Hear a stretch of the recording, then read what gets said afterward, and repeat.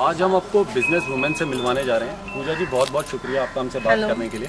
मैं चाहता हूँ आप हमारे दर्शकों को कुछ अपने बारे में बताएं। सर मैंने ये जो अपनी फर्म है ये इस्टेब्लिश किया था लास्ट ईयर ही इस्टेब्लिश करी है, पर मैं इस फील्ड में हूँ, पॉपकॉर्न की फील्ड में हूँ, जो कि डायरेक्ट इंपोर्टर्स है, तो उनका डिस्ट्रीब्यूशन मैं यहाँ पर पूरा नॉर्दर्न इंडिया में देख रही हूँ।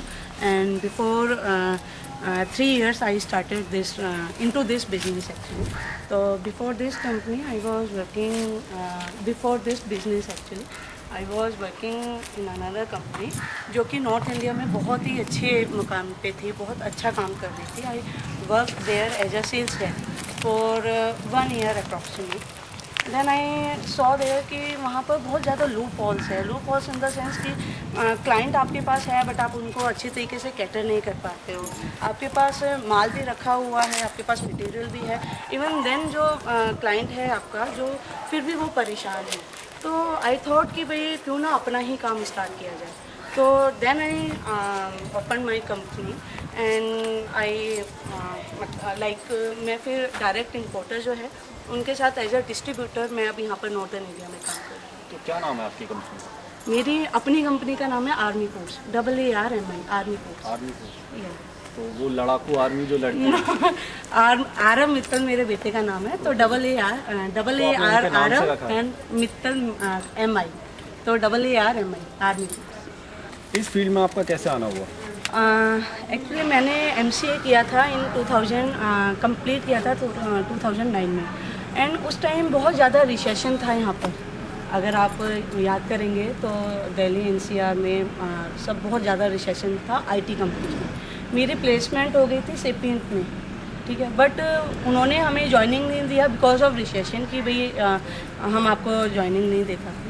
तो उस टाइम फिर मुझे लगा कि जब मतलब आज ये हमें जॉब नहीं दे पा रहे रिसेशन की वजह से, तो मे भी आगे जाके ये हमें निकाल भी सकते हैं। अगर मैं किसी और कंपनी में भी जाके अगर मैं ज्वाइन करती तो वहाँ पर भी 100% ये नहीं था कि हाँ जी आपको कि आपको हम कभी निकालेंगे। एश्योरिटी नहीं दी उन्होंने? एश्योरिटी नहीं दी। एश्योरिटी है ही नहीं IT फील्ड में या कोई भी MNC कंपनीज में, कहीं there is no assurity as far as I think. मुझे नहीं पता कि अगर हो भी तो फिर उस केस में मैंने सोचा कि क्यों ना कोई ऐसा फील्ड लिया जाए जो जहाँ पर कभी रिसेशन ना आए। तो आपको तो पता ही है कि एंटरटेनमेंट इंडस्ट्री एक ऐसी इंडस्ट्री है जहाँ पर रिसेशन मुझे नहीं लगता कि कभी आएगा। तो और जैसे मूवीज़ है वो हॉल पे जाके बंदा देखेगा ही देखेगा, और मूवी देखेगा तो वो पॉपकॉर्न भी खाएगा ही खाएगा। तो आपने इतना अच्छा दिमाग रहा है, आपने पॉपकॉर्न का बिजनेस स्टार्ट किया। तो फिर मैंने ऐसी कोई कंपनी ढूंढी जहाँ पर मैं काम कर सकूँ और बाद में वही बिजनेस मैं भी स्टार्ट। तो आपने थोड़ा बहुत सर्च किया कि नहीं मुझे ये काम करना चाहिए, ये अच्छा रहेगा? बिल्कुल यही। क्या किया उस समय आपने, क्या देखा? किस समय? जब आपने सोचा कि आपको ये बिजनेस शुरू करना चाहिए तो आपने क्या किया? मतलब क्या सोचा कि नहीं पॉपकॉर्न का बिजनेस इतना अच्छा क्यों है? कुछ सोचा होगा? पॉपकॉर्न का यही कि यहाँ पर कभी रिसेशन आएगा नहीं, ठीक है, बंदे जाएंगे ही थिएटर्स में, मूवी देखेंगे ही, क्योंकि आजकल इतना ज़्यादा स्ट्रेच है मतलब लाइफ में ना कि आपको कुछ अपना देखना पड़ता है कि मैं कहीं पे जाके एक कूल माइंड से अपना बैठूँ, एंटरटेन हूँ और फिर वापस आऊँ। तो वहाँ पर जब आप जाओगे तो ऑब्वियसली आप पॉपकॉर्न भी लेके ज़रूर ही खाओगे। तो ये कहाँ तक है आपका बिजनेस? मेरा पूरा नॉर्दर्न इंडिया में है। अभी जो मैं खुद हैंडल कर रही हूँ वो नॉर्दर्न इंडिया है पूरा। वैसे हमारा पूरा ऑल इंडिया है। नोएडा में कहाँ पे?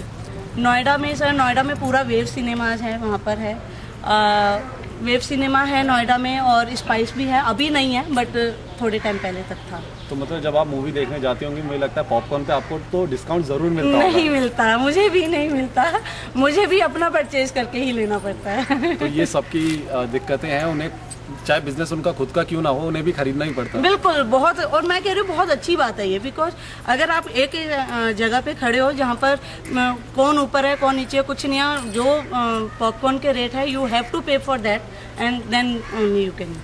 तो मतलब बिजनेस में फैमिली को नहीं आना चाहिए, ये उन्होंने बहुत अच्छा मैसेज दिया हमारे व्यूअर्स को। फैमिली सपोर्ट कैसा रहा आपका जब आप बिजनेस कर रही थी? आपकी फैमिली ने सपोर्ट किया आपको? सर फैमिली सपोर्ट 100% है। अभी मैं अगर आज यहाँ पर हूँ तो सिर्फ जब मैंने अपना कुछ डिस्प्यूट के कारण मैंने जब जहाँ पर मैं एज ए सेल्स हेड काम करती थी, वहाँ पर जब मैंने मतलब एकदम से छोड़ दिया था मैंने वो जॉब बिकॉज ऑफ समथिंग, तो I was very worried and थोड़ा मैं अनहैप्पी थी। Then my mother in law came and told me कि पूजा प्लीज़ तुम बिल्कुल भी उदास मत हो, जो तुम्हें करना है वो तुम करो, तुम महीने के 2000 भी कमाओगे तो we will be more than happy, और कोई प्रॉब्लम नहीं है, बस तुम अपने आप को बिजी रखो, दैट्स इट। तो उस टाइम मुझे वो इमोशनली सपोर्ट इतना मतलब मे बी शायद मैं कभी इस बात को भूल भी पाऊँ। इवन कोई भी मेरे को आके पूछता है तो मैं ये सेंटेंस ज़रूर उसको बताती हूँ, और तभी मुझे ये लगा कि क्यों ना फिर मैं कुछ अपना ही स्टार्ट करूँ, अगर लॉसेस भी होंगे तब भी मेरी फैमिली मेरे साथ। तो फैमिली आपको पूरा सपोर्ट कर रही थी जब आप बिजनेस कर रही थी? बिल्कुल, जब मैं स्टार्ट कर रही थी तब भी और आज की डेट में भी। तो उतार चढ़ाव आए लेकिन आपकी फैमिली ने आपका साथ नहीं छोड़ा, ये बहुत ज़रूरी बात है। बहुत ज़रूरी बात है, फैमिली सपोर्ट के कारण ही आप आगे बढ़ सकते हैं। मुझे नहीं लगता कि कोई भी विदाउट फैमिली सपोर्ट, वैसे तो जाते होंगे, बट मैं फैमिली सपोर्ट के कारण ही आगे बढ़ी। तो आपके हस्बैंड इसे सपोर्ट करते थे? बहुत सपोर्ट करते थे। इवन वो फैमिली मतलब बिजनेस बैकग्राउंड से नहीं है, इवन देन वो मुझे इतनी अच्छी लूपहोल्स बताते हैं, इतना अच्छा मुझे एडवाइस करते हैं कि मैं उसको अपने मतलब लाइक मैं उसको अपनाती हूँ। आपके हस्बैंड क्या करते हैं? वो सैमसंग में चीफ इंजीनियर है। तो वो बिजनेस भी लाइन नोएडा में नहीं है, वो बिजनेस लाइन में नहीं है, लेकिन वो तब भी आपको बताते हैं कि कैसे काम करना चाहिए, Yes. सिखाते हैं आपको, हर जगह सपोर्ट करते हैं। बिल्कुल बिल्कुल। बहुत अच्छी फैमिली मिली है आपको। Thank God. फैमिली और घर को आप कैसे देखती हैं, मतलब दोनों को सपोर्ट कैसे करती हैं? बच्चों को टाइम देना हो या घर संभालना हो, तो वो दोनों एक साथ कैसे करती हैं? हो जाता है, बिकॉज बेबी जो है वो सुबह स्कूल जाता है, तो जो उसको स्कूल में तैयार करके तो मैं ही भेजती हूँ।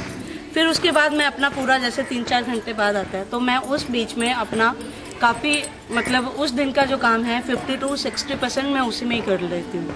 फिर रह गया 40% के आसपास, वो जैसे वो आता है तो 1-2 घंटे सोता भी है, तो उस बीच में कर लेती हूँ। अदरवाइज मदर इन लॉ है, वो ऑल टाइम उसके केयर टेकर है, यू कैन से। कितने साल का है आपका बेटा? वो 3-3.5 साल का है।